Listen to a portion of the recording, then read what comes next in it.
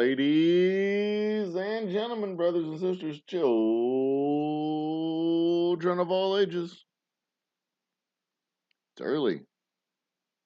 We're going to go ahead and start, though, because I got nothing else to do right now, really. And I've decided that I'm going to start early, so deal with it. This is the Old Humble Distilling Company Late Night Chill. Sip and chill. Yeah, we'll do a sip and chill. The link, if you want to join me, is, let's see here. Where would the link be? If you're on the mobile, the link is down below. If you're on the, I guess on the YouTube's on the console, it's over here, I suppose, somewhere like in that area, probably up the top. Feel free to join me.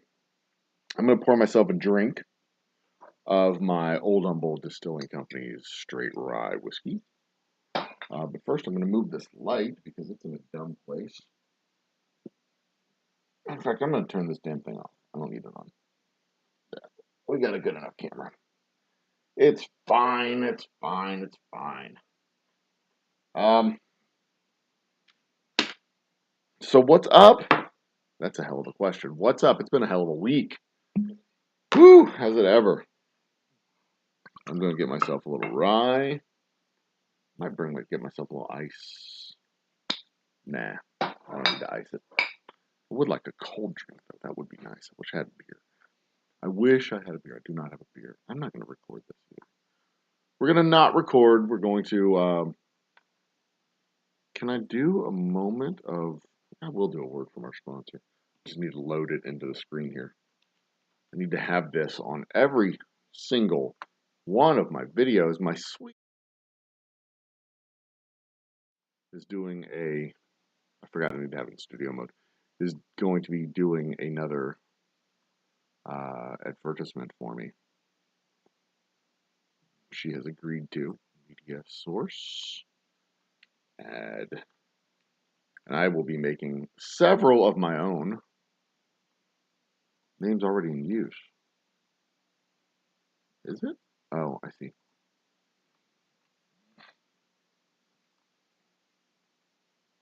So this week has been a crazy week. We did a show every single day this week. We did our 100K review show on Monday, our 100K update show Monday. We did our Ukraine update show on Tuesday, the current events update show.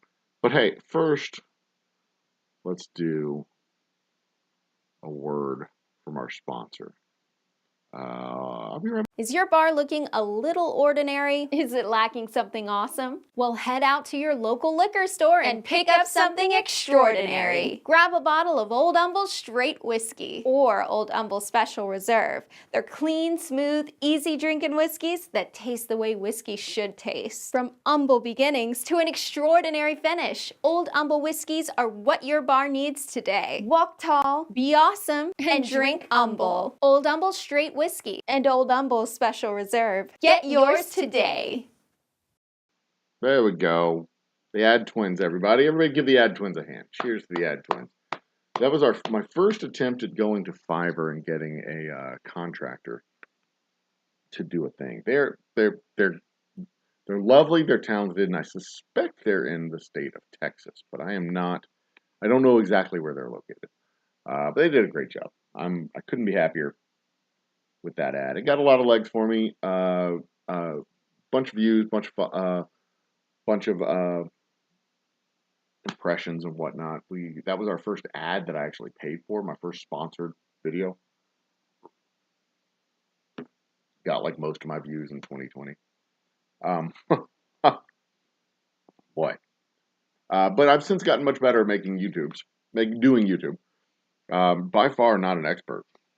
By no stretch am I an expert at this stuff, but I'm better at it than I had been. And that's what's important, I suppose. It's not you can't be the best. You can't always be the best. It was always better to be better than you were yesterday. The only person you're competing with is you from yesterday. The only person you're trying to be is you from tomorrow. I guess that is technically true. So Monday we did our 100,000 views recap. Tuesday we did our Ukraine update. Wednesday we did our Glory of Pi episode. Thursday was our trivia happy hour. I've got a really cool announcement about the trivia happy hour. Friday we did our live music, our live concert series. What am I calling that? I changed the name from Friday Night Live to live stream concerts from Old Humble. That's the effort to get a more clickable title on the video, a more informative title, a more SEO friendly title.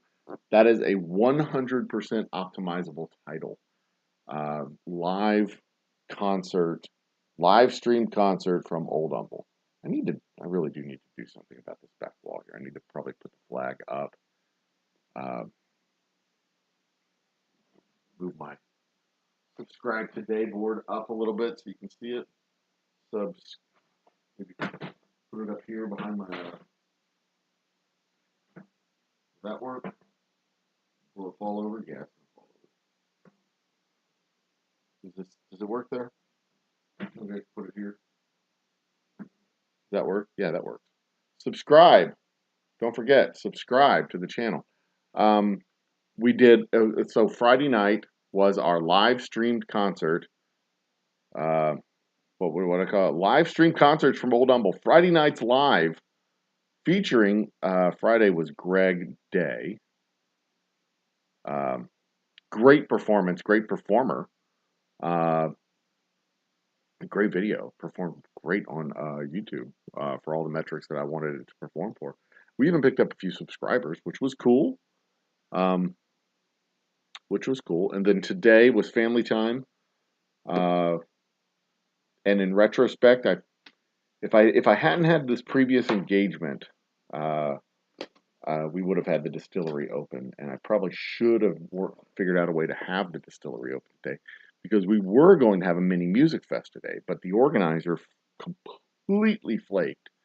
Did not organize a music festival the way it was supposed to organize a music festival. I got 3 or 4 phone calls this morning of people asking, "Where's the music festival? Is the music festival? Where's the music festival?" Like, well, we don't have a music festival. I made the announcement last week that we're not having a music festival today because the organizer didn't organize it. But we have, all the other stuff going on. You're welcome to come for all of our other events during the rest of the week, but we're just not open today. Sorry. What was my previous engagement today? What was I doing today? The Art Car Parade. That's right, the Art Car Parade. I was at the Art Car Parade here in Houston. So what is the Art Car Parade? What on earth is the Art Car Parade? Well, let me tell you what the Art Car Parade is, because if you're too fucking lazy to Google it. The Art Car Parade is exactly what it sounds like. It is a parade of cars that have been dressed up, dolled up, doohickeys, doodads, whatnots have been added to them. And they have become art. They are exactly what it sounds like, art cars. And we're going to very briefly, if nobody's going to come on in Zoom, I'm going to switch cameras very briefly. I'm going to be here for a moment, and then I'm going to come over here to Zoom. So the cars are all dolled up and done for art. Different themes, different stuff, different things involved in the stuff that they do, and it's a big damn parade, and it was a ton of fun, ridiculously fun. That's the one. This was the one I want to reactivate. There we go. Then I will deactivate this one. So if anybody wants to join me on the channel, I'll switch back over to this camera and get back over to Zoom. But the car that I was in today was put together by a dear friend of ours. In fact, a dear friend of yours too, Tanya, our science advisor. She had put together this car based on the project that she's working on, which is a paint that absorbs carbon dioxide from the atmosphere, obviously from the atmosphere. It absorbs carbon dioxide, and the paint takes carbon dioxide, absorbs it, and turns it into this calcite, like limestone type of stuff. Um, and we're gonna cut. Does that fix that? I think that fixes that. And it basically sits there and passively absorbs carbon dioxide. It and it was just so totally cool. It was totally cool. And we're sitting there. We're behind a float that they played music for the full. God, it was almost 3 hours. They played music for the full 3 hours, and it was, I mean, it was just insane. Tanya was up there on the side of the golf cart, waving to people, waving to people. She was so freaking cool in her. She was not in her element, but she was doing really great at presenting her project to people. People came running up to us and asking, "Tell me about this paint. Tell me about this car. How are you fighting climate change? What is going on?" And she was doing the whole presentation of the paint, how it does it, what it does. The technical details, I don't know the technical details. I don't need to know the technical details. But the practical details, you paint a wall, that wall absorbs carbon dioxide. Um, you either have to peel the paint off and repaint it when it's done doing the absorption, or you just put another coat of paint on it. So basically, your basic maintenance of the outside of your building, the outside of your uh, uh, rails on the guardrails on the road, or the dividers, or the curb painting, or the lines on the road, or whatever it is you have painted, whatever outside surface that's facing the air that you have painted. I can take those out of my ear too. Uh, Basically, when it's done doing its absorption, you just paint back over it and and you can build up those layers of the paint until you're ready to scrape it off. Then you scrape it off, and it's like this limestone carbonate uh, um, material that you can then recycle into building material. It's just absolutely fascinating. And she did this over the course of the last year or so, last 18 months, give or take, maybe 8 months. I can't remember. But she's also helping me on our space whiskey. Um, well, she's my advisor. So when I have stupid questions, I can call her and ask her, like how to organize my experiments and stuff like that. Um,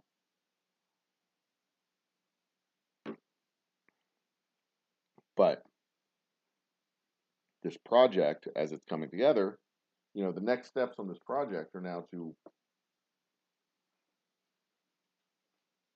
basically figure out how to commercialize it, how to monetize it, and how to build it up to scale. There's several questions that still need to get answered, like how does it work with regards to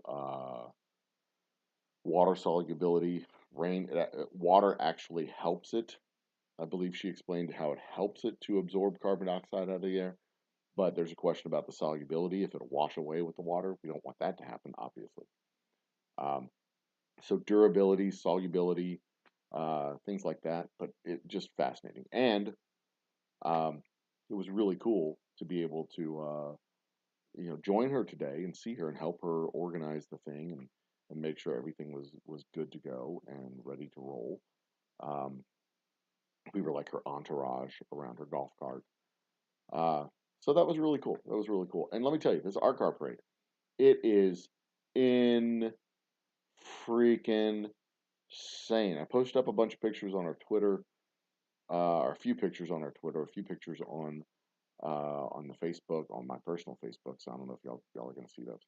But these cars are just insane. It's like they people have painted mosaics. Well, I'm sorry, they've painted murals, they've glued mosaics, they've done all kinds of different themes to these cars. They basically take a car frame and build it out as art. It's not unique to Houston, but it's as far as big cities go, this is a pretty Houston centric, Houston special thing, and it's been going on since, I think they said, since the 1970s. Um, and it's very much a Houston thing. I think you can look up artcarparade.com or artcarparade.org or something like that. Just look up Houston Art Car Parade. It's not hard to find the information that you're looking for. So go check it out. It's kind of cool. So to David's, the safety docs. Um, what did he say up here? Um, to the safety docs comment. What's it say? Support Humble Library. Be the hero and donate a book. Parade fireworks. Floppy wind guy. So I actually got to ride in the parade today. I got to ride in a parade. I don't think we do a summer parade in Humble because it's fucking hot. Because it's Houston, right? I don't think we do a July 4th parade. We should, but I don't think we do. That's a good question. Do we do a July 4th parade in Humble? Humble, July 4 parade. Oops. I'm pretty sure we don't. There's a July 4th festival at Town Center Park in Kingwood.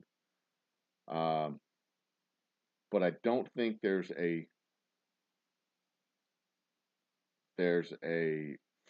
July 4th festival in Humble in particular. There's a 5K. Ugh, who's doing a 5K in Humble? Ugh. I mean, y'all don't understand how just oppressively hot it can be in Houston on July 4th. It is oppressive. Yeah, so there's no parade in Humble. While the July 4th parade in Kingwood is a thing, there's no specific parade in Humble. They used to do an event at the football field, but I don't think they do that event anymore. Well, they might. They might do an event still. It was just a fireworks display, nothing huge, nothing ridiculous at the high school football field. Nothing ridiculous, nothing huge, but it was kind of fun. It was always kind of fun. But that was before Humble, the outskirts around Humble were all built up. Back when Humble was the only thing going on out here, and all the other suburbs around Humble were sparsely populated. Now a lot of that stuff is filled in, so including the empty space where my distillery is currently located. Like that space is beginning to fill in with people developing their little lots of land over there for some. I don't know what they're developing them for, whether it's homes or whatnot, but they're trying. They're doing their best, and I'm proud of them. What else is so next week we've got a full lineup next week too. I've got my 100,000 views update show on Monday, and that's basically where we're going to look at the results from the previous week, compare them to the results from the same time last month. So we'll have 9 tomorrow, the 9th. Monday will be the 10th. So we'll have 9 days of results from the beginning, and 2 new shows that we've added: the April 1st Friday Night Live and the uh, live stream concert. And I did not optimize. And this is another great example we can show off on Monday on the 100,000 views episode. I didn't try to optimize Ryan's program because I wasn't sure I'd be able to technologically pull it off. I wasn't sure I'd be able to do the show on YouTube, so I wasn't like trying to promote it because I didn't want to have a bunch of people try to tune into a show that didn't happen. So the show on the 1st, we did a show and it was a great show. People loved it. It was fun. We got a bunch of views over the course of the next week. It was great. But I didn't try to optimize it for views and clicks and click through and all that other stuff. This second show, Greg Day, God, I got his name entirely wrong. The second show, Greg Day, I did try to optimize it ahead of time. I could do better on the thumbnail, but I did try to optimize it ahead of time. I did the thumbnail as it was. It's kind of a generic thumbnail. I'm going to do it better for the Kim Bros this week. Tried to optimize it with the SEO and the hashtags and the clicks. And in the first 24 hours, well, I'll give you a sneak preview. In the first 24 hours of the Greg Day video, we did the same amount of views as we did in the first 7 days of the Ryan Adam Wells video. And the click-through rate for Friday was almost 6% versus the previous Friday, which was like 2.5 to 3, I think. I can't remember what the exact number was, but I've got it on another screen because I was looking at that data. Those analytics, let me see. That was a dreadful noise I just made. I apologize for that. Jesus. We had a 3.6% click-through rate on the 1st, and on the 8th, we had a 5.9% click-through rate. And from what I've also read in the YouTube world, the click-through rate that we're getting is decent. Not great. It's not like, 100% people see our videos and click through. But it's not bad. Having, 3 or 4 or 5% is pretty good. Having 5.5 to 6% is stupid. I mean, that's dumb. That's a click-through rate that people just don't get. And let me look real quick. Average click-through rate on YouTube. I believe I saw that it was something like 4. Yeah, it was between 4.5, or between 4 and 5. So people getting, according to marketers we surveyed, the average CTR on YouTube is 4 to 5%. However, that's simply an average click-through rate. Your click-through can vary wildly depending on the number of subscribers you have, your niche, number of views, etc., etc., etc. And maybe what I'll do is the next part of the project will be improving the click-through rate. But I mean, that's not rocket surgery there. That's just simply having, that's a function of having better descriptions and better whatchamacallits, better descriptions, better titles, and better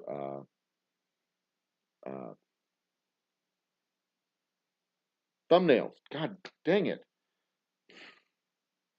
Brain not functioning. Teach it a lesson. But the more descriptive the picture, the more blah blah blah blah.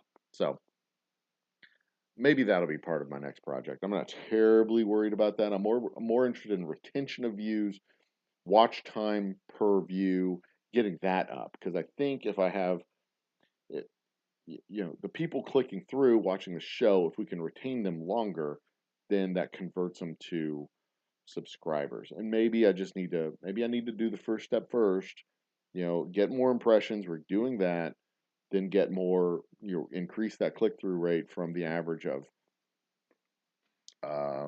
what was the average click-through rate in the last couple of months. Close that comparison screen. That may be something that we need to look at. If we look at click-through rate, I think that's on reach, or is that on engagement? So far in April, it's 3.5%. In March, I think it was 4%. No, 2.9%, 3%. February, it was something like, it was even lower, 2.2%. But February is when we started this project. So it's progressively gone up from 2.2 to 2.9 to where we're at now of something like almost 4, 3.3. So there's that too. And maybe I'll work on that project. Maybe I'll work on that impressions click-through rate and try and get, there's a bug flying around in my office. I'll try and get that number up, because that, of course, in the sales world, that's the depth of your funnel. Your impressions is the upper end of your funnel. All right, so this is how, let me explain the sales pipeline. Get situated here in my seat. YouTube Analytics gives you information like so. You get your impressions, then you have your click-through rate, and that translates into views. So if you have 1,000 impressions and your click-through rate is 2%, then you've gotten 20 views from your 1,000 impressions. Is that right? No. Yeah, 2% of 1,000 is 20. So you've gotten 20 views from your 1,000 impressions. So if you've had, let me get my real calculator here. If you've had 14,000 impressions, and it's very much like baseball, 14,000 impressions. times 0.025, 2.5% click-through rate. Then you have 350. Actually, I want to put the Astros game on in the background too, so I can kind of pay attention to that score uh, on my radio here. That's one of the reasons why I'm up late. I don't know what inning it is for the Astros game. Let's find out. If you in chat know what inning it is in Astros game, let me know. So that's kind of just a basic generic description of your sales pipeline.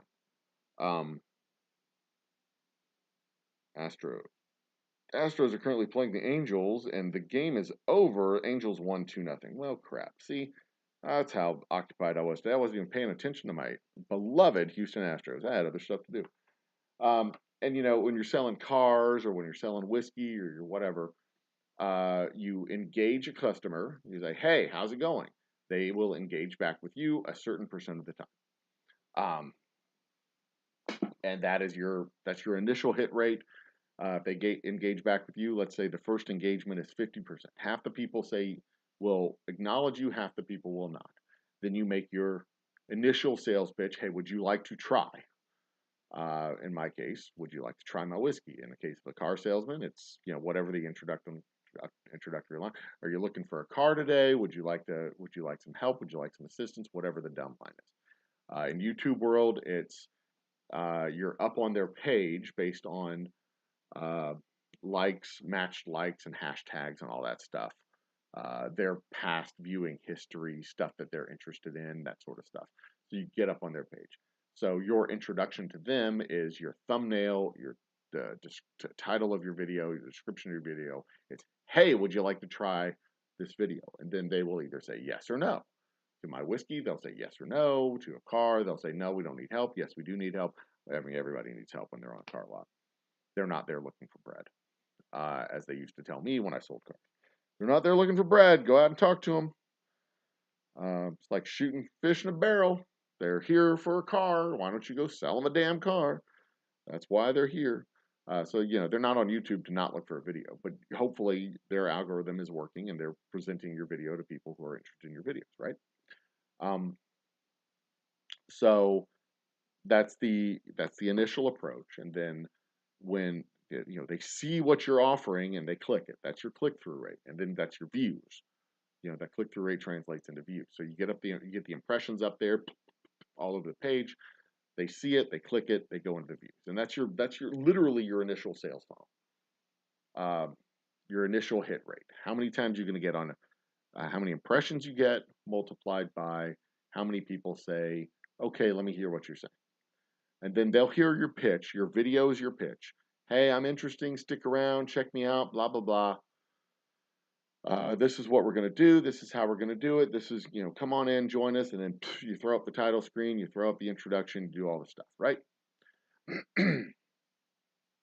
So that influences the actual viewing time.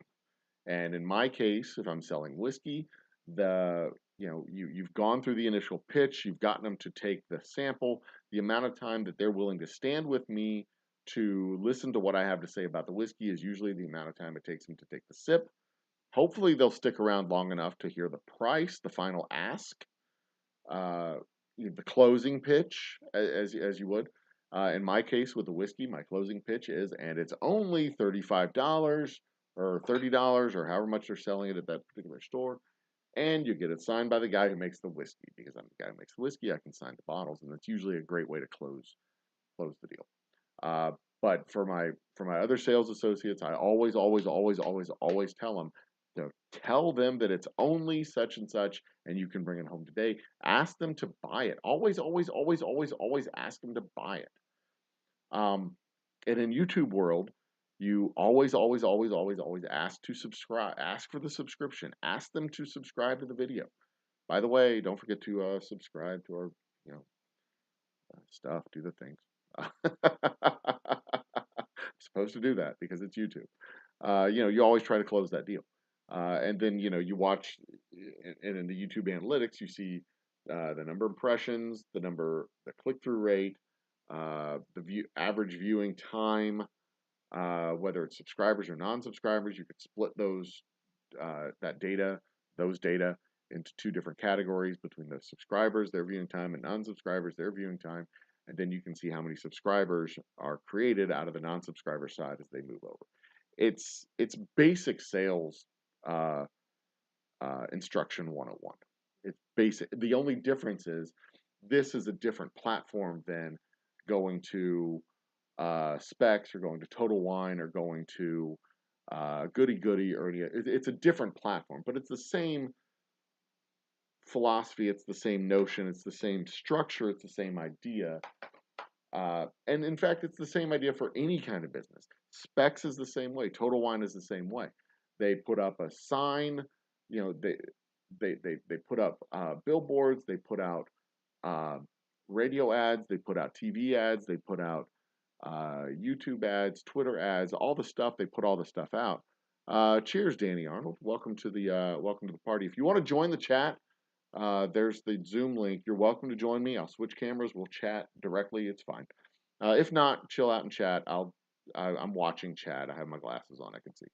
But it's the same thing with the stores. You know, their impressions is the number of times you see their sign, the number of times you see their uh, store, what it is. You know, it's whatever their advertising is. That's their number of impressions, and uh, the click through rate for them is whether or not you're going to listen to what they are offering to sell. Uh, you know, discounted liquor, discounted beef, high quality beef, discounted clothes, high quality clothes, whatever the crap is that they're trying to sell.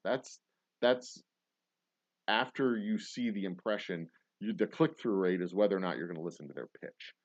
And how long you stick around is whether or not you're going to buy. And ultimately, they have to make the closing pitch of, hey, will you buy our shit? This is our junk. Will you buy it? Put our junk in your mouth. That's what or in your home, in your closet, you know, whatever it is that whether they're selling food or clothes or whatever it is. It's the same. Their click through rate is so much lower than the YouTube click through rate. I mean, the YouTube click through rate's in the, you know, between 2 and 4%, whatever it is, 5%, 10%, however high it goes. But they're, oh, no problem, dude. No problem. On duty,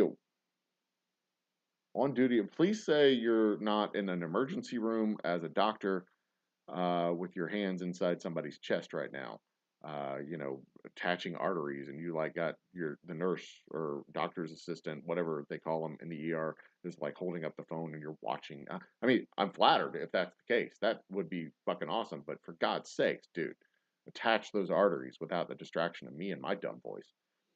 Um, but seriously though. Their click through rate is so much lower. If you think about it, you know, you have a billboard up on the freeway, uh, 500,000 cars goes by that billboard, and they got, you know, out of that 500,000, they may get a couple thousand. That's less than 1% of the people who actually see that billboard, because they'll see a 500,000 every single day, and then they'll get, I don't know, 10,000 customers a month. You know, out of a 500,000 times 30, they'll get 10,000. I don't know how many customers walk through a spec store, but you know, if you think about it, a real life click through engagement is much, much, much lower. Direct mail companies are happy if they get a response 2% of the time. You know, they get 3 responses out of, or I don't know, 300 responses out of 10,000 mailers. They're happy as clams. They're elated. So, you know, when I see 2.5%, I'm like, great, I get 2.5%. But when I also see the average is much higher than that, that doesn't really mean a whole lot, because the market in YouTube of channels, where the average there's, you know, whatever, I don't even know how many channels there are on YouTube. How many? I guess that'd be how many users. How many YouTube users? There's more than 1 billion users on YouTube,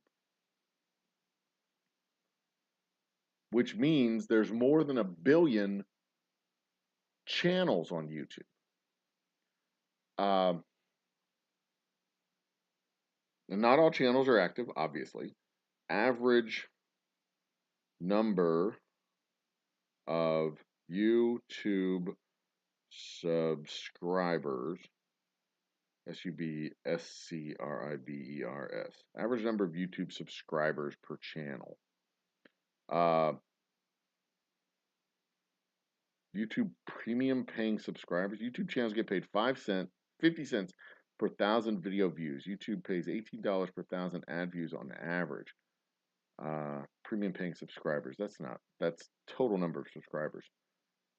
How many number of YouTube subscribers per channel? That's the one I'm trying to find out. Average number of YouTube subscribers per channel. What am I looking for? What percentage of YouTubers have 1,000 subscribers? Out of the 36.3 million channels captured in the data, only 4.4 million have more than 1,000 subscribers. Just 0.42% of channels, 153,770 in total, have more than 100,000 subscribers. So let's see here, 4.4 divided by 36. What is that percentage? This is like 1/9. 4.4 divided by 36. What was it? 36 point.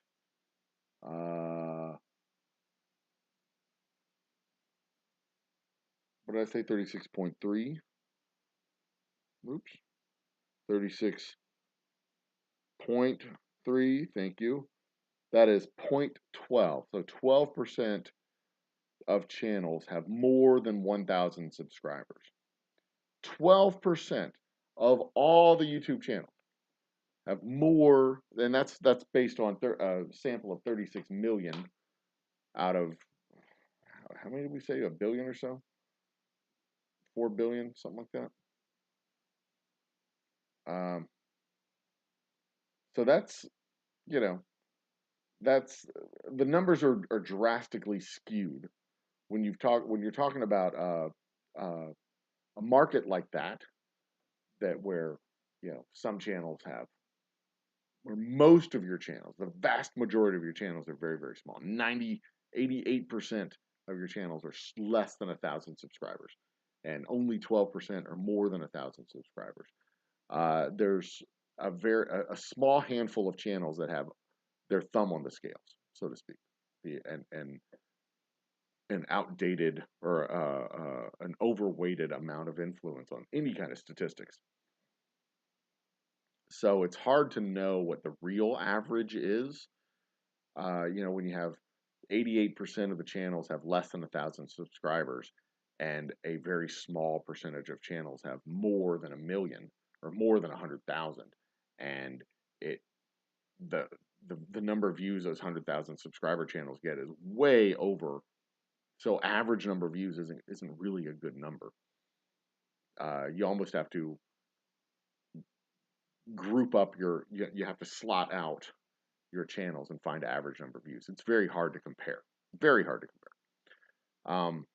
It's like comparing baseball hitters with 50 at bats versus hitters with 250 at bats. You can't do a fair comparison to the two.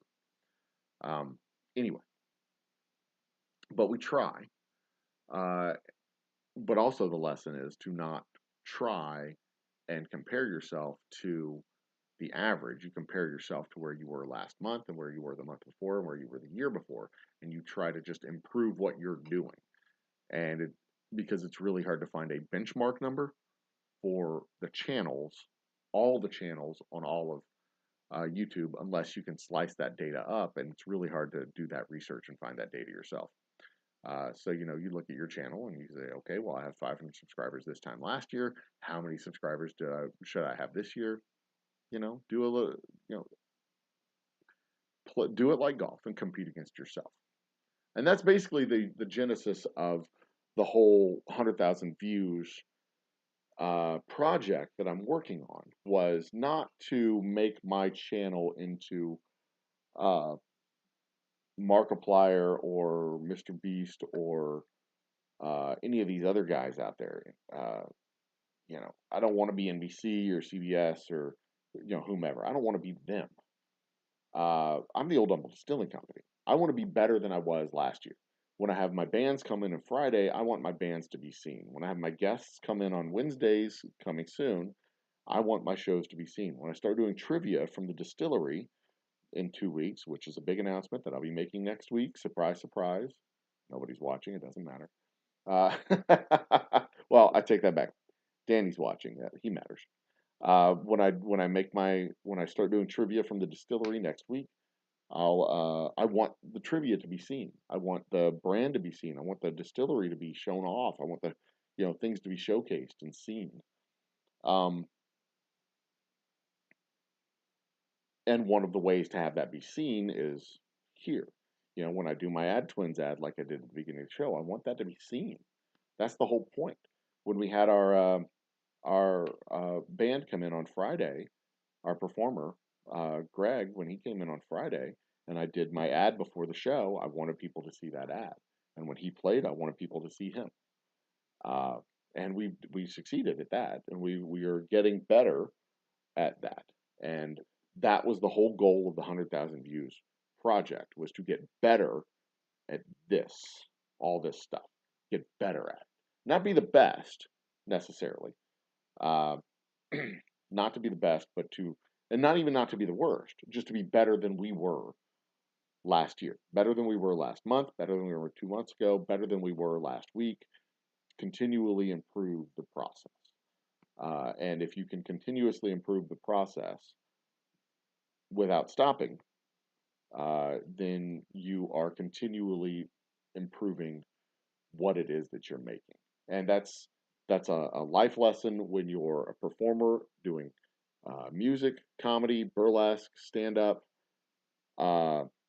when you're an accountant, when you're a financial officer, when you're a financial advisor, when you're a whiskey maker, when you're a table maker, when you're a Fortnite gamer, when you do whatever you do, the process of continuous improvement should be a never-ending goal in and of itself.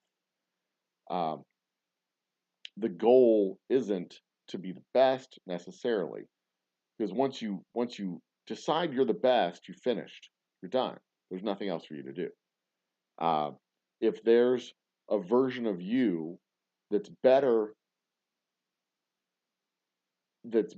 at what you're doing than you are currently doing, than you are currently right now, then you're not the best. There's another iteration of you that's the best, and you can strive for that person.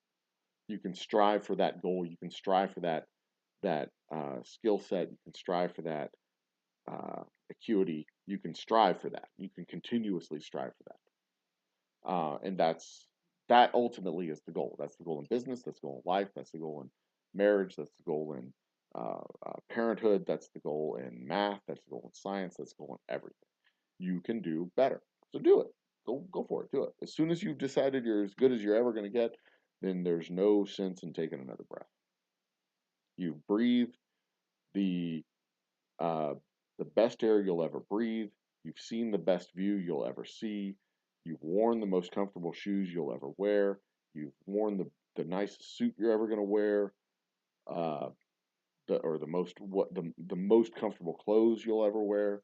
You're done. You've reached the pinnacle of everything you're going to do. There's no version of you that will be better. There's no reason to take another breath. Why?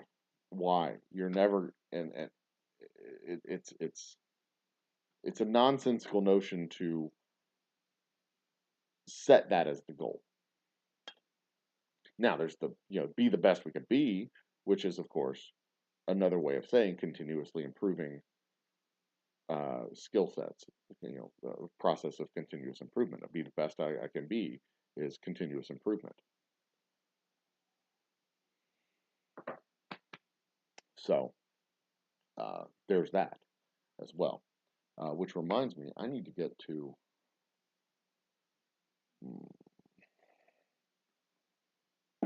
don't have. Oh, no, no, no, no, no, no, no. I need to get a bottle of Special Reserve to Austin this weekend, and I don't have a bottle of Special Reserve. That's unfortunate. That means I'm going to have to cancel plans for Monday. That's not good. That is not good. Okay. Well, that's gonna. Okay. So here's what's up. I've got to get whiskey to a guy in Austin for the or not the Texas Whiskey Fest whiskey competitions, which means I could do it tomorrow. Tomorrow's Sunday. I could do it tomorrow, but I don't have in my possession the bottles that I need to deliver to Austin. And that's a problem because that means I have to wait till Monday. And if I have to wait till Monday, that means everything that I had planned for Monday has to move. And I was distilling on Monday. I was going to be distilling gin on Monday, and now I have to push that to Tuesday. That sucks. But I need to double check the address that I'm sending this stuff to, because that's going to determine how much time I have on Monday to do stuff. This is annoying.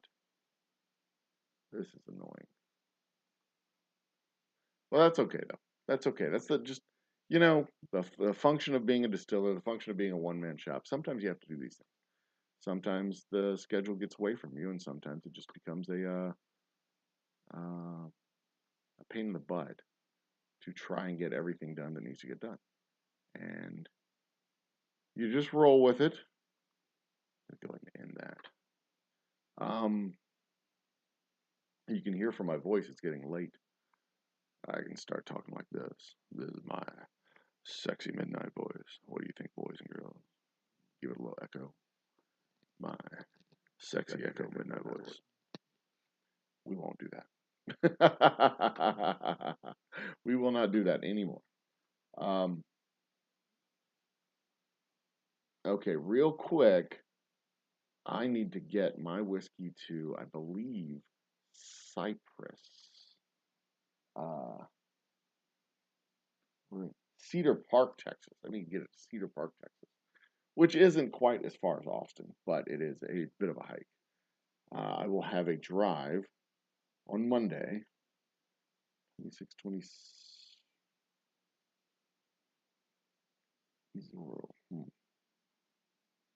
Oops. That is a 159-mile drive that I have to take. 2 hours and 56 minutes. Jesus. I'm going to be driving all damn day Monday. I'll be home in time for dinner, honey.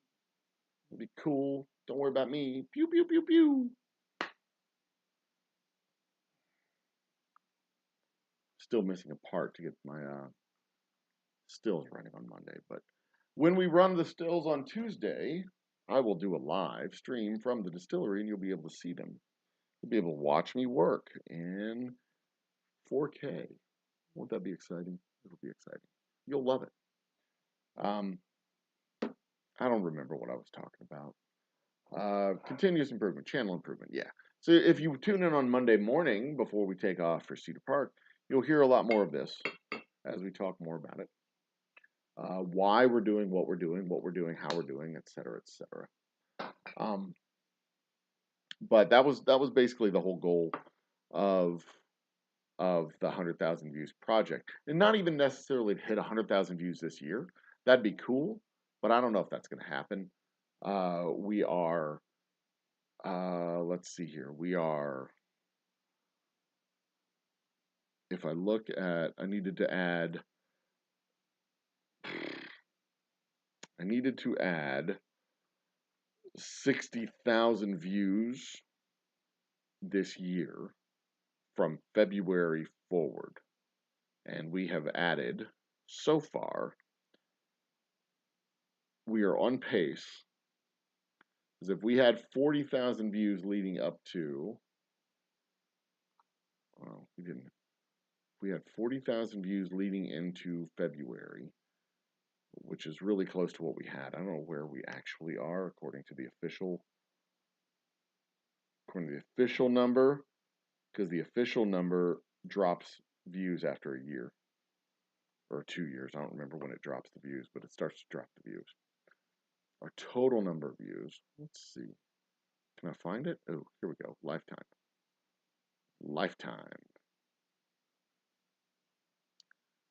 As of right now, our lifetime total views will have been, we're at 43,900. So we have added, since the beginning of the project, about 4,000 views. We are nowhere near where we need to be. Because if we need, let's see here, 43,900 from 100,000, we're at 56,100 remaining views. And we have just April, May, June, July, August, September, October, November, December. That is 9 months divided by 9. Roughly need to average 6,233 views every month for the remainder of the year. And our best month ever is 843. So, needless to say, we are way off pace for 100,000.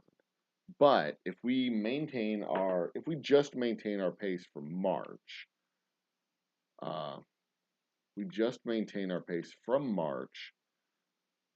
times, let's see here, April, May, June, July, August, September, October, November, December, that's 9 times 9. We will have gotten an additional 75,000, which would be our best year of views ever. So not bad. Not bad. That would fall under the category of continuous improvement. Because if I look back at the last 365 days, we had that's skewed by like 2 months of 13,000 views or something like that. We had like, no, where was it? 80. It was back in, when was it? Back in December? There was a month where we had like 10,000 views or something like that totally threw the numbers off. Can't remember where it was. Doesn't matter. Doesn't matter. It's not that important, to be quite honest.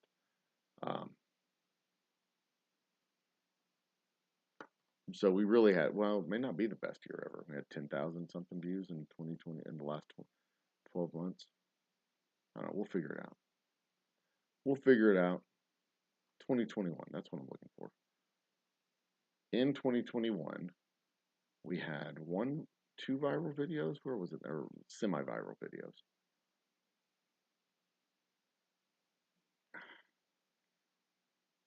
Doesn't matter. Doesn't matter. Stop it. Quit looking at this. Stop looking at the fucking data, you ding dong.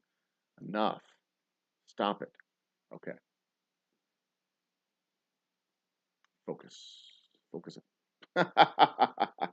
It falls into the world of continuous improvement. And that's what we're working to do.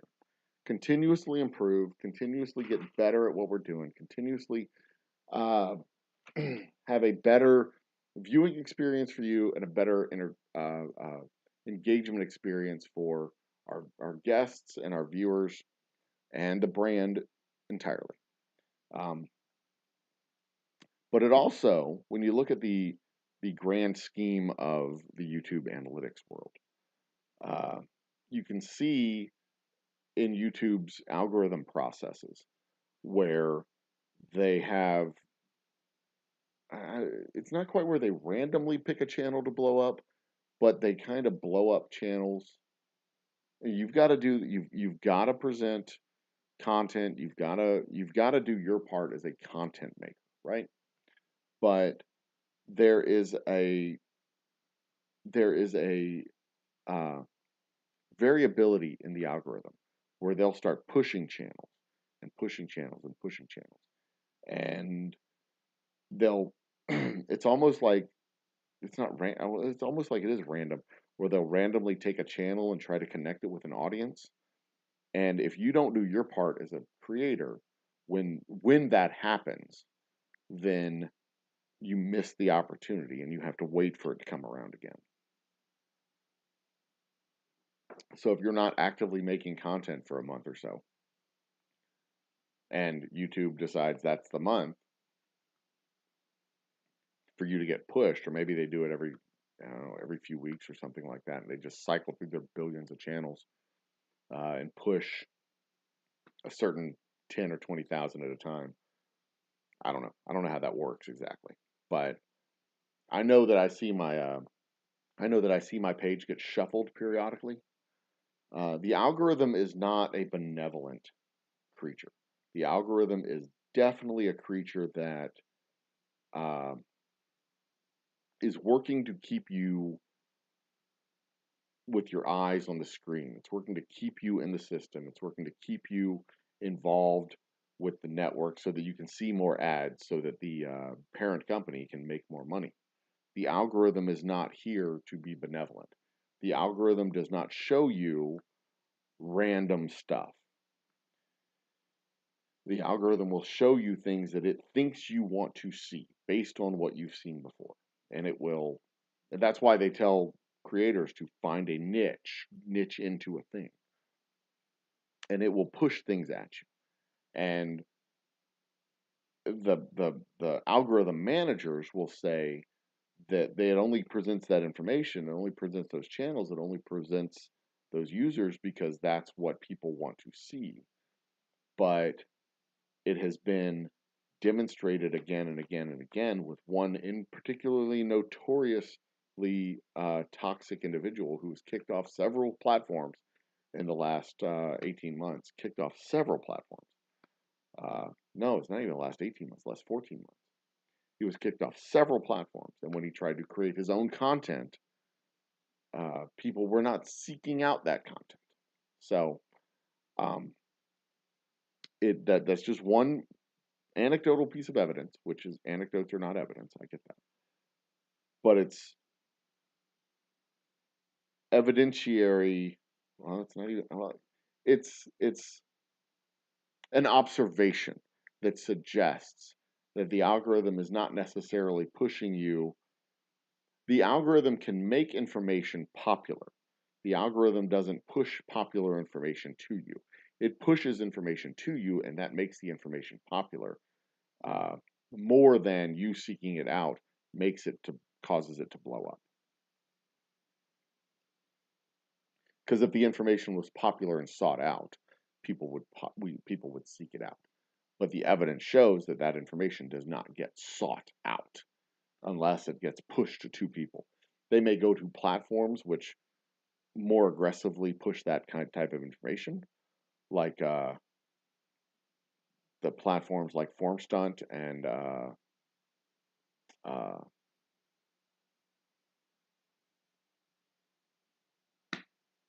uh, World World Spectral Graph. Trying not to say star. Heliograph. You may go to those platforms that present that information and push it to you. Uh, and there's the opportunity to search out that information, like on HornPub and uh, PhonelyPans and things like that, where you can go and search it out. But for the most part, if it's not being presented to you, you're not searching it out. And that's what the algorithm does. It knows what you want based on your habits and your past searches. It doesn't take many clicks for them to figure it out. They've got, search histories, they've got cookies, they've got uh, I mean, YouTube has Google, and your search history in Google, your cookies in Chrome, your all your weird perversions and fetishes that you pull up on the PhonelyPans and and horn pubs and all those places. They know. And no shame intended. Whatever. If you're into that, midgets with Crisco and uh, corn cobs and whips and chains and all the shit. Bravo. You go, Queen. Get in it.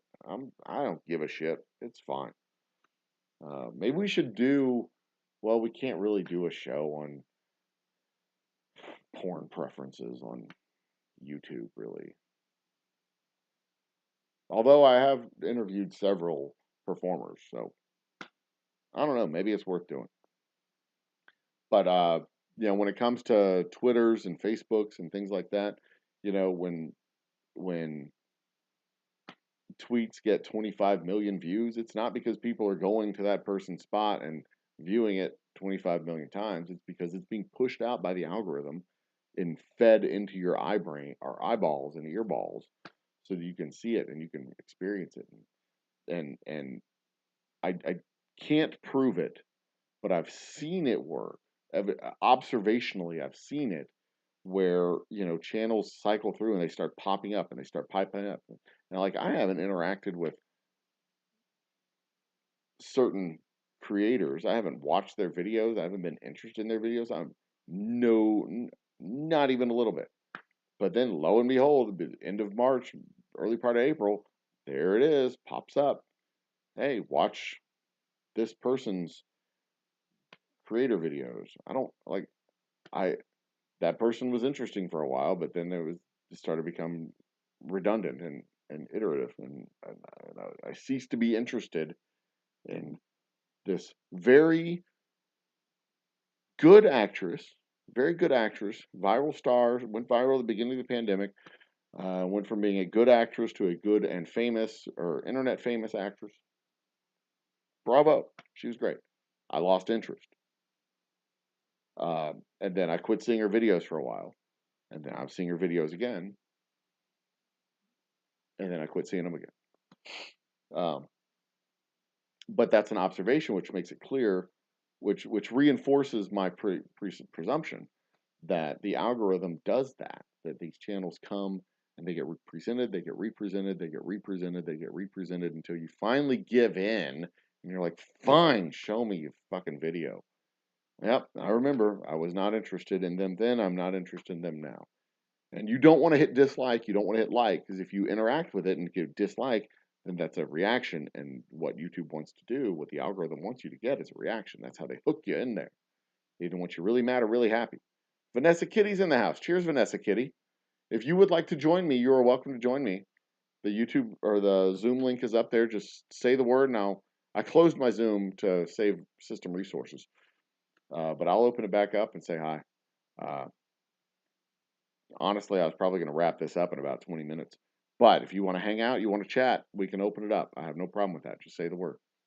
Um, but that is, that's an observation that's what the algorithm does. And when you have a billion something channels on the YouTube system, and I don't know, 60, probably not even 60% of them, probably 40% of them are active, and then maybe, we know 12% of them have more than 1,000 subscribers. Uh, my suspicion, again, I can't confirm this. I haven't done the research. I don't know for sure. My suspicion is that it pushes certain channels, and you have to be ready to take advantage of that when it happens. And you'll get a surge, and you need to take advantage of the surge when it happens.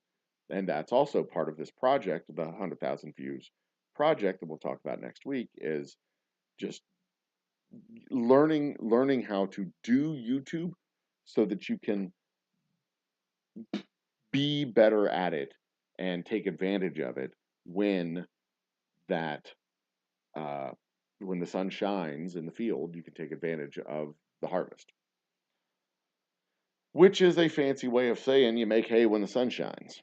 But you also need to be prepared to make the hay. You need to have your harvester sharpened. You need to have your combine filled, full of gas, and all the other shit.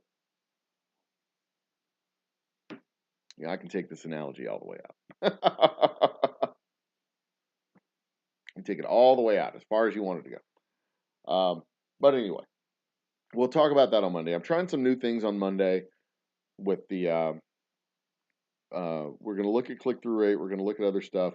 There's tips and tricks and techniques and things like that. One tip and trick and technique that um, is really beneficial to a lot of creators is you be a hot chick. Uh, you can be a hot dude. That helps. But being a hot chick tends to get people, uh, it tends to spot creators. I mean, they still have to do the work. Do not misinterpret this. You still have to do the work. But just like being a mediocre white guy at a bank gets you the benefit of the doubt, being a hot chick on on the internet gives you the benefit of the doubt. You kind of get spotted a few views, you get spotted a few impressions, and all that stuff. And I'm going to explore this on Monday. I don't want to. I mean, there are.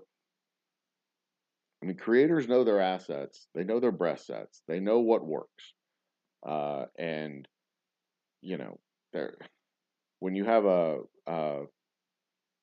gamer who games, she's playing her games. You know, the stupid little whatever ear headphones that she has. She's playing her games, and the camera is here while she's playing her game. You, she's that's her face cam. This is her face cam, right? And let's zoom in proper. This is the way they have it. I'll have it like this. Zoom it in here. Zoom it in here. Crop it up like that. Maybe down a little bit. No, right there. Yeah. See, maybe drop the button a little bit. Am I burned? Is that from today? That is from today. There. Maybe like this. I can't fake it. I mean, they know what they're doing. Don't even for a second think they don't know what they're doing. They know exactly what they're doing. They know what brings all the boys to the yard. And bravo, I'm not bitter. I don't give a shit. I make whiskey. I know how it works. I use those same assets and breast sets to sell whiskey sometimes. Uh, Although I can also say with 100% clarity and certainty, people who know the product and are passionate about the product and can speak confidently about the product will sell the product. Uh, if you have a crowd of 20 or 30 people around you and you're not selling the product, you're not doing your job. But in the world of YouTube creators and TikTok creators and Instagram creators, the product is, well, and to a large extent, they're the product, and the videos that they make are the product that they're interacting with to try and sell it. It's the vehicle through which they sell the product. And I'm no different. I'm the same way. I'm just the product that I'm selling is me. The video that I'm selling using is the vector through which I'm trying to sell the product. But I'm also trying to entertain. I'm not just uh, and that's what I'm trying to say is that these creators they also have to entertain. They also have to do something. They also have to engage you and hook you in and keep you involved. It's not enough just to have leggings and a sports bra and wiggle or whatever, and you're like, oh, subscribe. No, you might get the views, but they won't close the deal. They won't hit the subscription thing. So there's an and, but what I'm saying is you get spotted a few thousand views. You might get spotted a few hundred subscribers. You might get that initial. There's a large market of troglodyte men who will absolutely subscribe to a channel that uh, the only product that they sell is a sports bra that appears to have erasers in it. Uh, there's a large, and I think that market of men is larger than the market of women who will do the same thing, which is why I say that it helps to be gorgeous. Uh, you get spotted several subscribers and several views that way. I am not. uh, I think it was a Louis C.K. bit where he's like, no, sorry, honey, you're gonna have to work for a living. Uh, I don't know. God, I can't remember who that was. I think it might have been Louis C.K. But we're gonna explore that on Monday too. Uh, and that video is either that live stream on Monday is either gonna make people really, really, really mad or really, really, really engaged and informed. One or the other. Not gonna be both. Maybe both. You might be in mad and glad somebody said it out loud. I don't know. We'll find out. DLD after who's DLD? DLD. Who's DLD? Mike McClune. Don't go anywhere. Tell us who DLD is. D, DLD. What is DLD? Please, I need more information.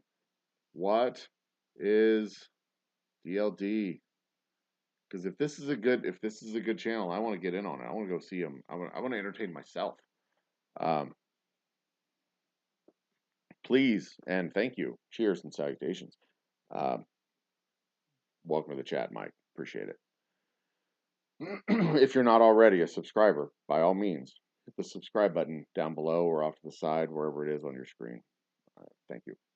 But it's after midnight here in Humble as well. And after I get the answer to this question, I'm going to go ahead and wrap it up because I'm exhausted. I'm tired. It's been a very long day. Am I really that sunburned on my chest?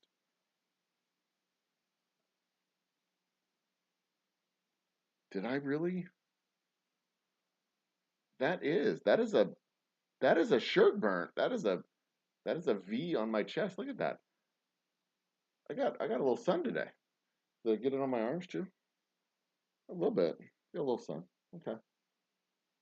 That's well, saw where I was today. I was out in the sun all day. But that's the stuff we're going to explore next week. We're going to touch in on Tuesday and see how the war in Ukraine is progressing and hopefully moving towards peace. There's more evidence of war crimes, more evidence of just atrocities that were done. But there's also new strategies that are being presented. Evidence of apparent counterattacks from the Ukrainians. Fresh armaments and munitions being sent from Slovakia and Poland and Lithuania and the Lend-Lease program that was reset by the United States. So there's a bunch of stuff that's happening that is hopefully good news, hopefully great news. And we'll see, the tides beginning to slowly turn. Thank you, Mike. I appreciate that. What is DLD? Please, what is DLD? Inquiring minds want to know. And thank you. Again, thank you.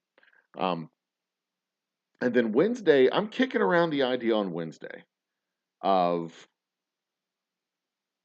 discussing going another flat Earth or round Earth program. A philosophical look at heaven, a discussion of climate change,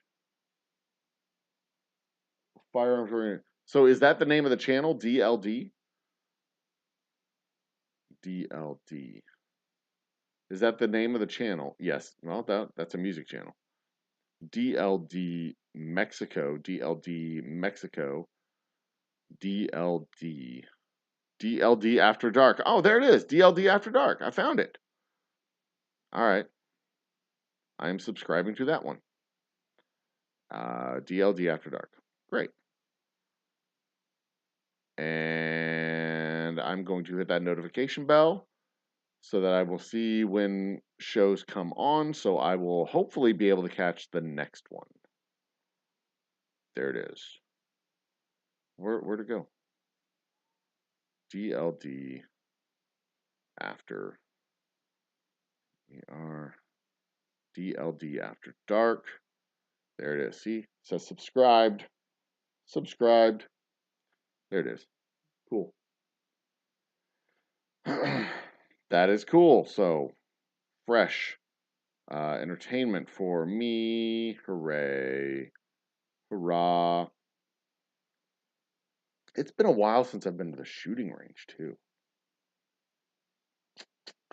May have to go back to the gun range. It's been a while since I've been hunting. I want to go out this fall, hunt some boar.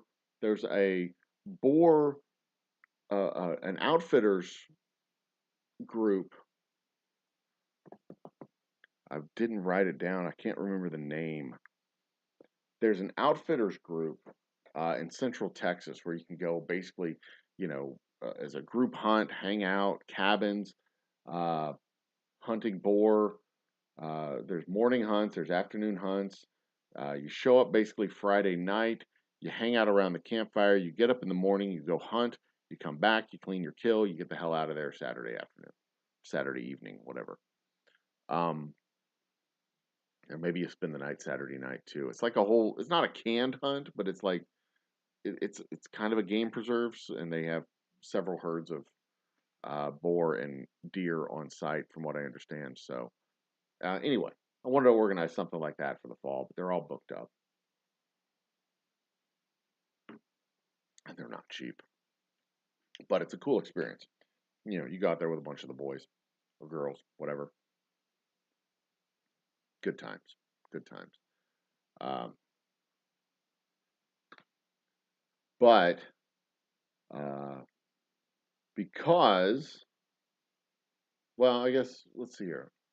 If you're going to have a concealed weapon, you don't talk about the weapon. That's how it stays concealed. But I also don't think concealed weapons are much of a deterrent because it's concealed and nobody knows you have it.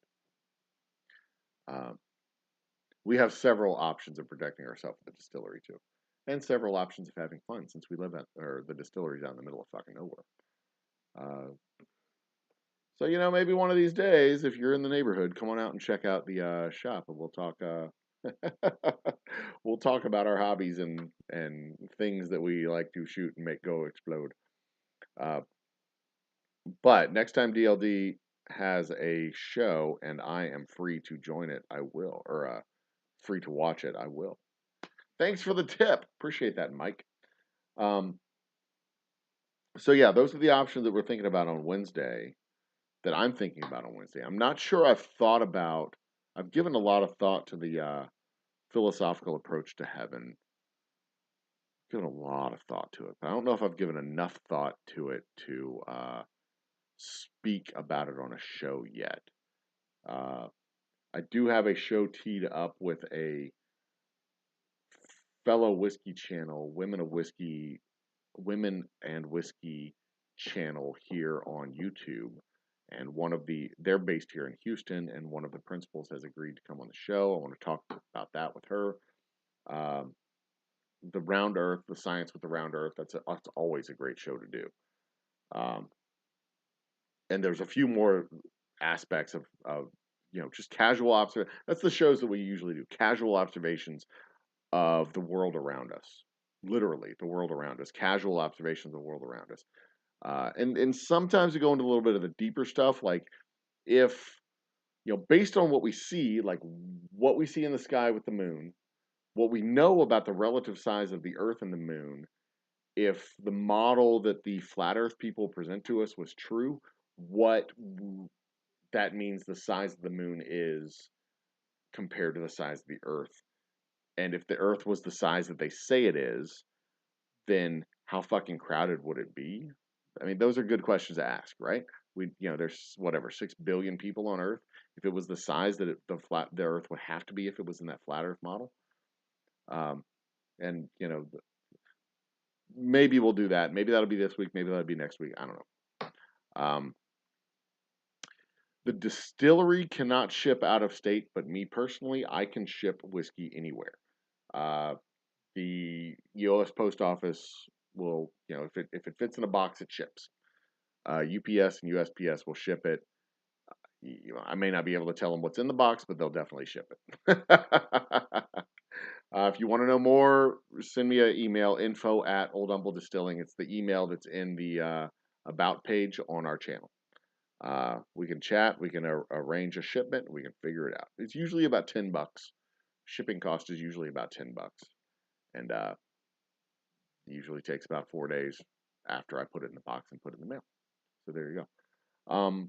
And finally, Thursday's our trivia game, and we have hooked up with Pub Trivia, which is the people that do on-site live trivia at bars and restaurants and distilleries and breweries. So we're going to start doing trivia live in the distillery and virtually on YouTube.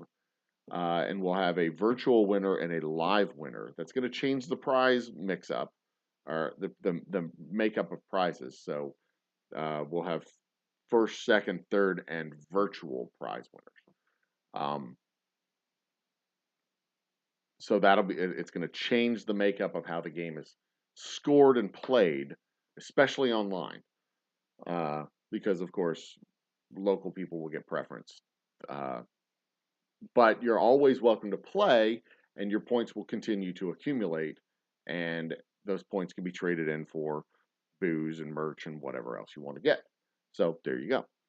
And then Friday we have the Kimbros performing at the distillery, and I will do a sneak preview. Let's see if I can find some of their music real fast on the YouTubes. Will this work? I don't know if this is going to work. If I can find their music real fast, I'll do a preview of some of their music here now. And that's Friday. And then Saturday, I'm going to probably take the day off because I'm going to be tired. Every day next week, I'm going to be distilling in the shop. We'll do a couple of Day in the Life episodes probably. And that's that. I mean, what more do y'all want from me, really? Tell your friends, tell your enemies, subscribe to the damn channel, create an alt, uh, subscribe with the alt.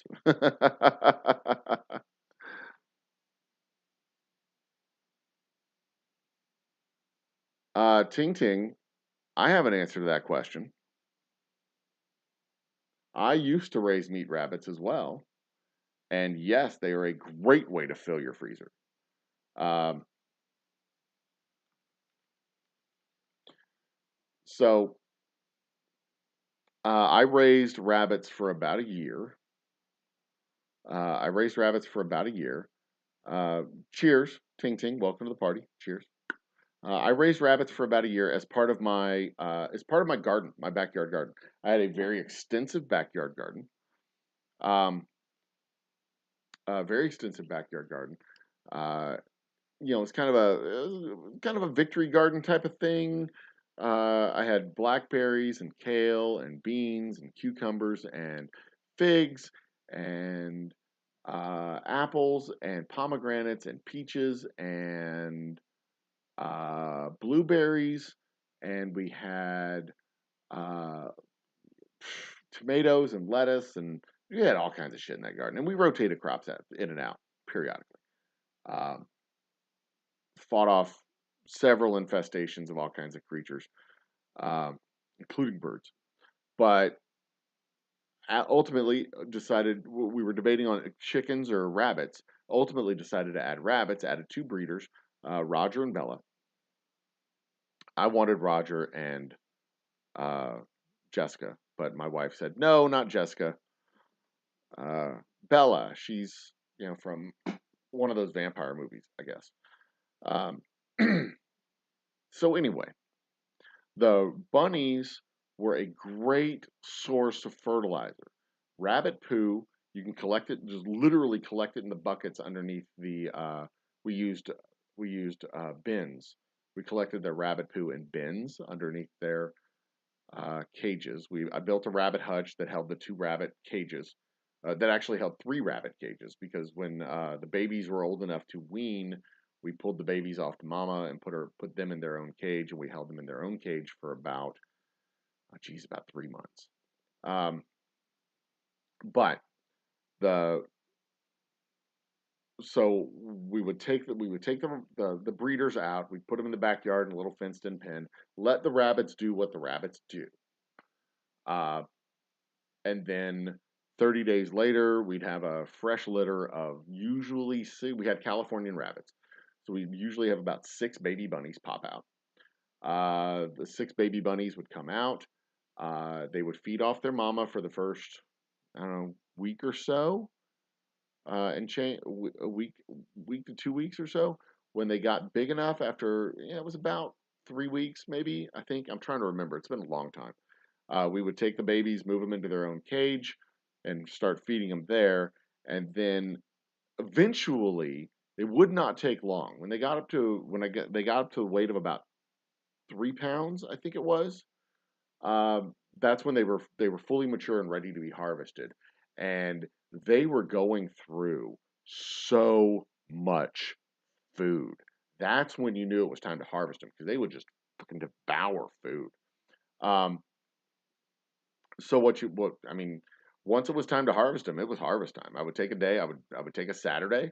The family would go off and do something. I would take the Saturday, uh, clunk them with a 2x4, hang them up by the feet, uh, uh, cuff their ankles, uh, cut around a little cloaca, cut down the belly, pull it out, uh, use the sleeve technique, just slide the fur right down, uh, snip the belly, eviscerate the carcass, pull the guts out. This is an interesting thing to point out. When they're freshly killed, the muscles will continue to twitch. You know, they'll and I was not prepared for this the first time I did this.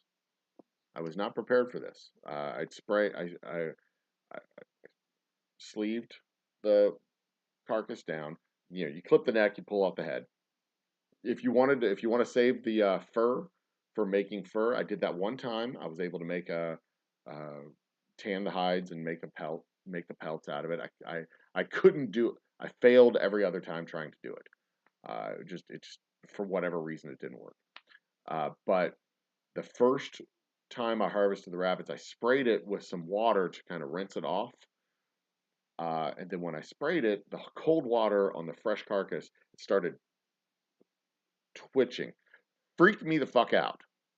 Kid you not. I was not prepared for that because my first thought was, oh my God, it's still alive. It was not.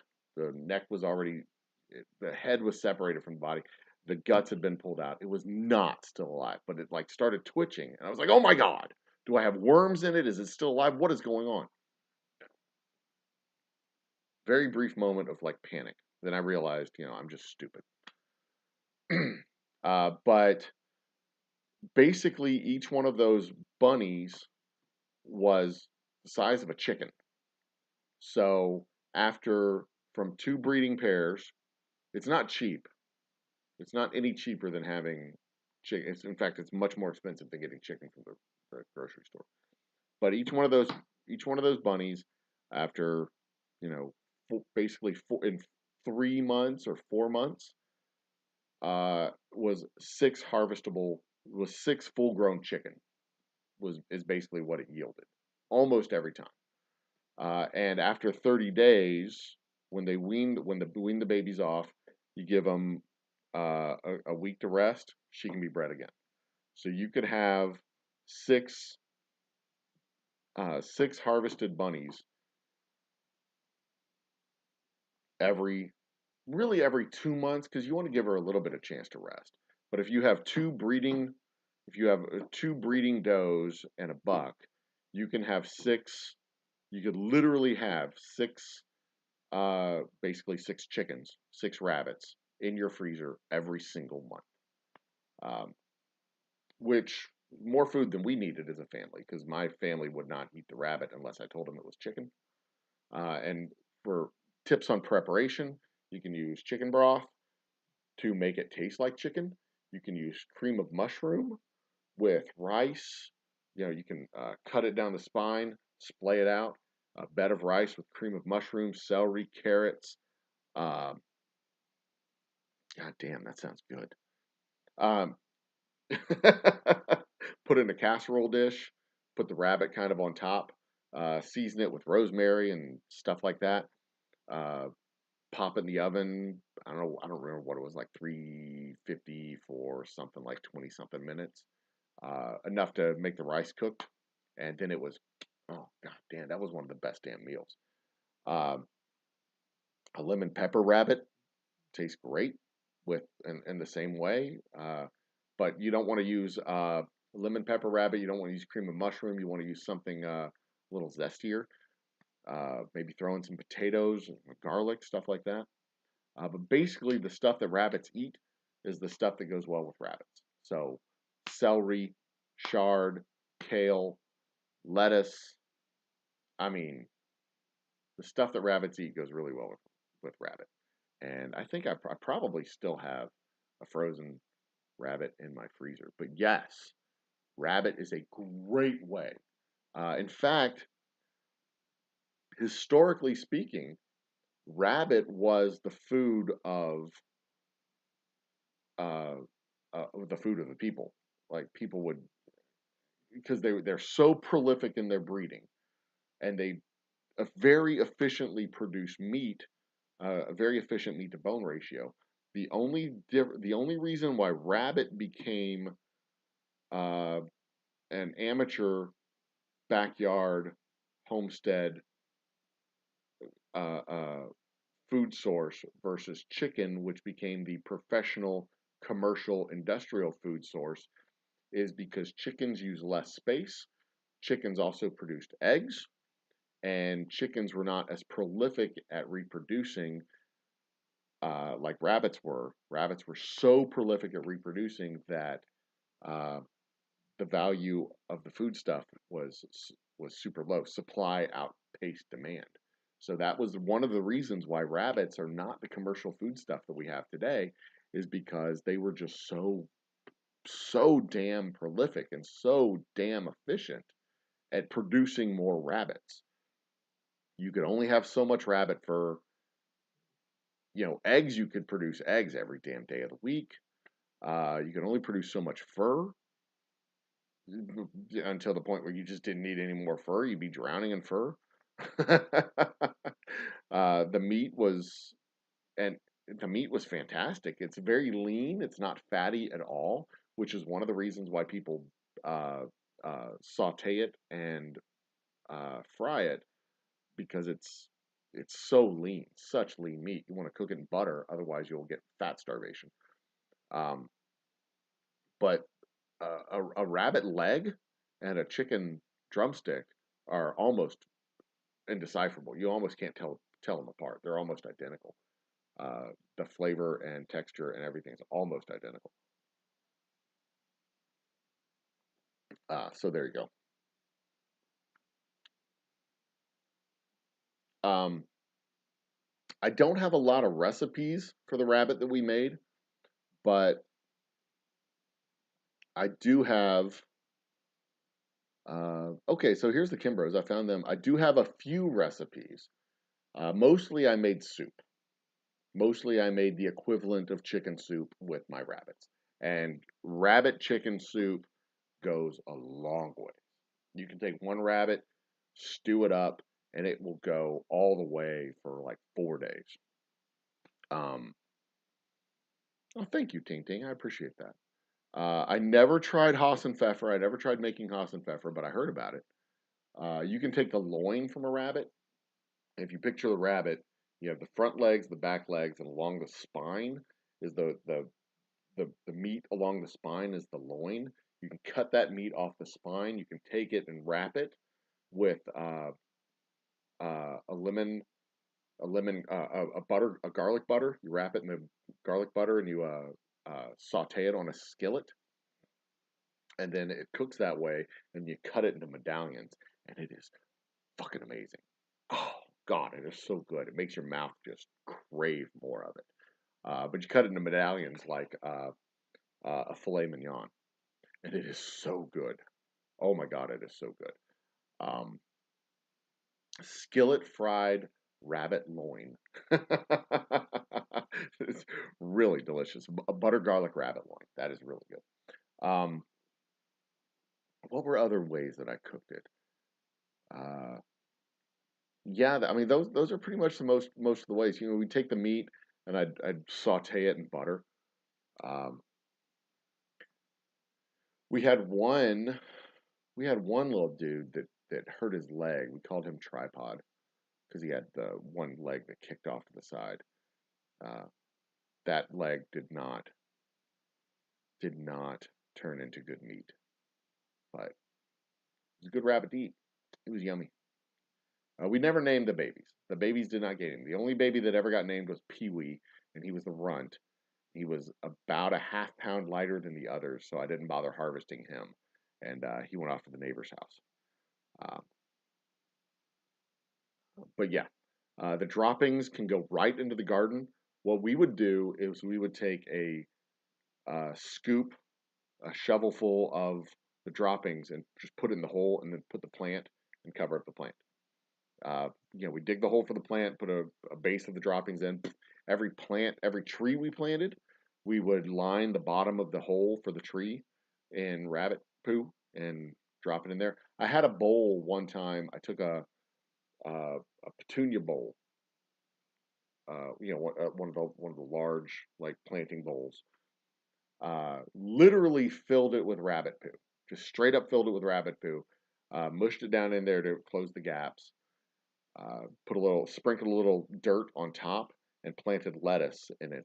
And we had that literally inside of our house, in a window in our house. And it grew our salad lettuce that we would eat the salad lettuce, because it continued to grow. The lettuce would continue to grow up. So we'd go in and we'd give it like a little haircut, trim the lettuce out, rinse it off, throw it right into the bowl and eat it. Did not tell our guests that it was literally growing out of poop until after the meal. We would tell them after. Um, um, I have a cover of Clean Slate. I've got Purple Rain. I've got Lonesome Road, Meet Me in the City. Color of Moon and Back by Red Southall Band. Nutshell by Alice in Chains. They're all over the map here. Um, let's get the Kimbros from 6 months ago. Jason Kimbrough covering. Let me see if I can find that music. Let's add uh, window capture. Window capture. Yes, please. YT. Oops, YT. Come on. This is who's gonna play next week. Yeah, this Friday. There they are.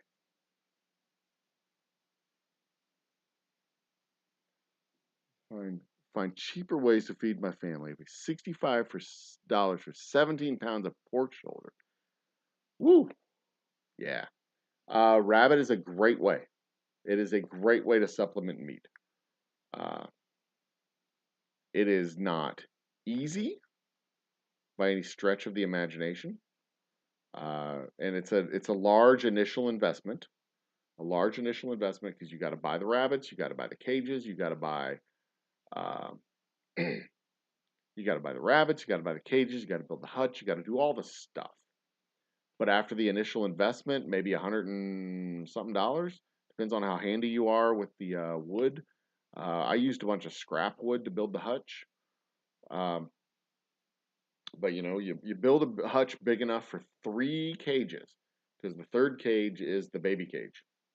When they're old enough to be weaned and go into the cage, the third cage is the baby cage. Because you want to keep the babies away from the mama. And you have to keep the mama separate from the papa. The doe and the buck have to be separate because they will fuck. They will breed. If you give them a chance, they will breed. You turn your back on them, they will breed. You turn off the lights, they will breed.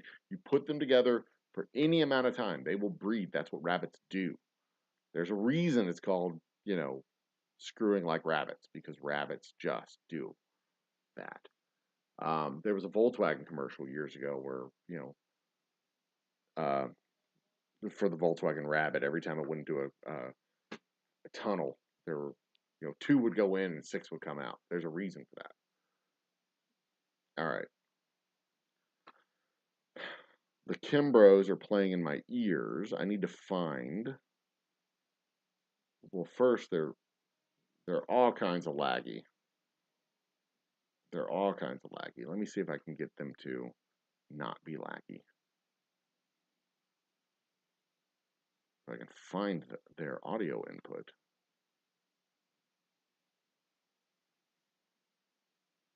Audio input capture. That's my microphone.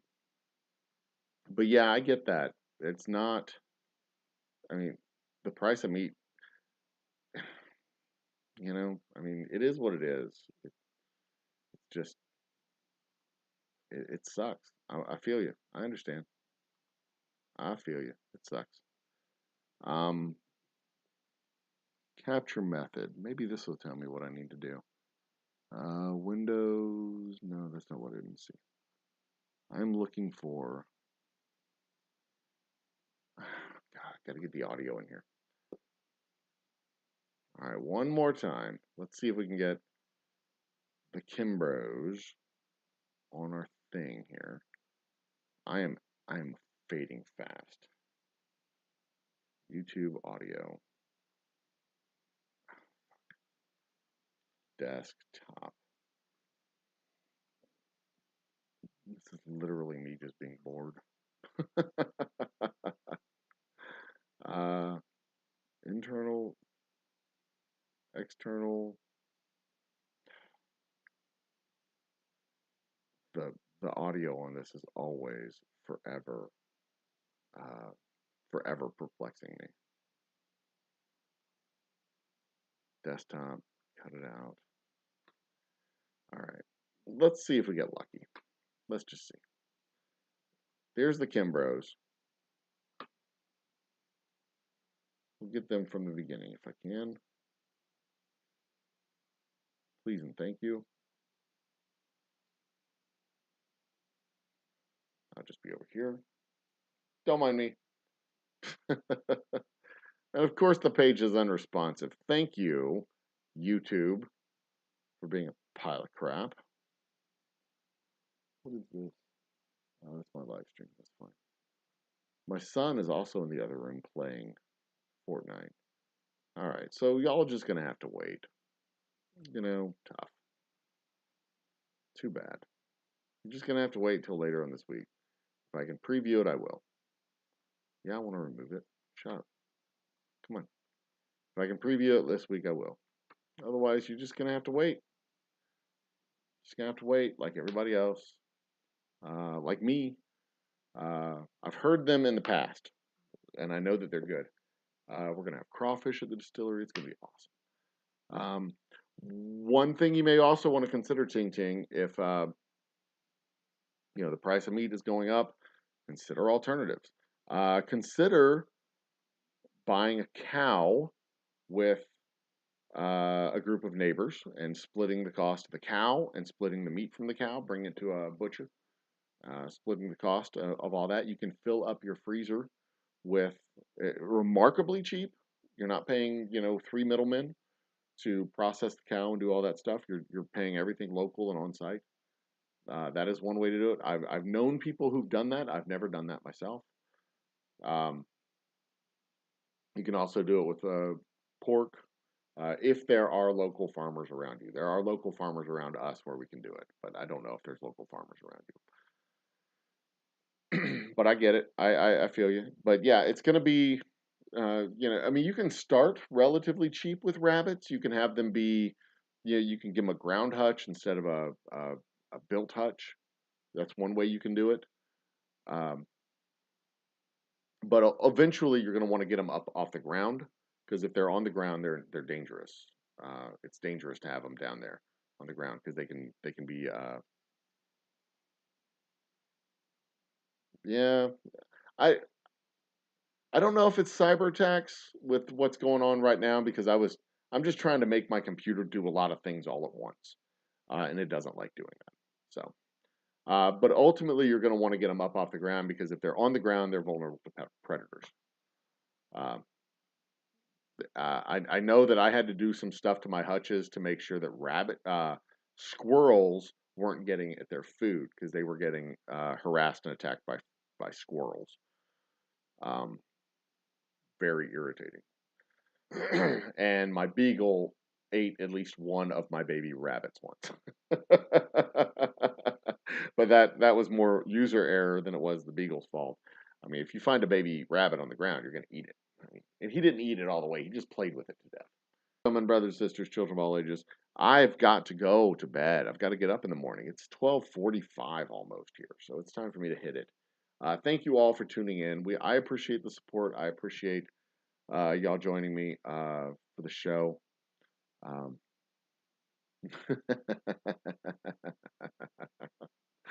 um, as always, be awesome to each other. Think with your whole brain. Love with your whole heart.